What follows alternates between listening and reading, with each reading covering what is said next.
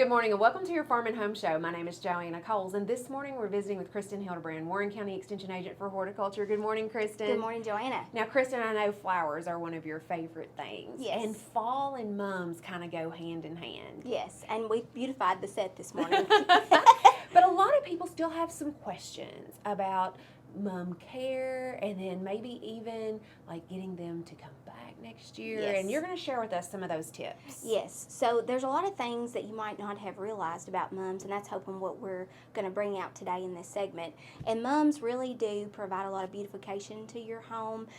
They're really nice about providing different pops of colors. So we're talking about yellows and oranges, kind of a burgundy, kind of orangey color. Even there's some for pink, which is kind of a breast cancer awareness type thing. So there's just a lot of colors that you can find, and also with the colors you can find different kind of bloom types. So there can be some more spider-like, some maybe have more of an anemone type look to it. Some of them might even have a little bit of a double bloom. So there's a lot of varieties. What I'm getting at, there's a lot of varieties with the blooms. So kind of look at what types are available.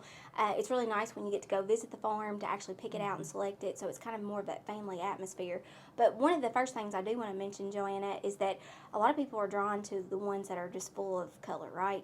I know I was for a long time, and that's fine, especially if you have an event coming up and you want to have that instant color, and that's fine. But if you want those blooms to last a while, you want to pick some that are just gradually beginning to open. And you can see the one that we have on the set today, it's got a little bit of some color here to it, not much, but you can still see that we've got plenty of kind of display color with this particular mum. Yeah, and look at all the buds. Like, this is going to be gorgeous when it completely blooms out. Yes, yes. So kind of keep an eye on that. You know, like I said, you might want to buy the ones that don't have as much bloom to it, so that way it can linger out through the season. So just kind of watch that when you're selecting these. Now, a lot of times people will ask, you know, I would like this to come back. And so some of the care tips we're about to embark on, these are some really important tips to kind of take note of. So the first thing is to make sure that when you plant these mums at home, if you want them to overwinter, that you select the best location or choose the best location.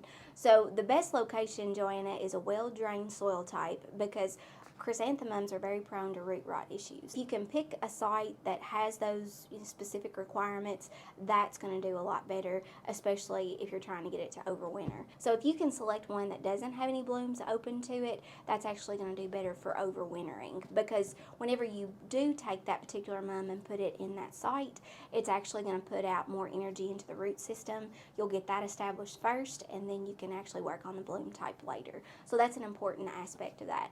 The second thing is make sure that you plant them early. It's really, really important, because you want to get that good root system established. So as soon as you select yours, go ahead and plant it, get that soil prepped and ready to go, and go ahead and plant it.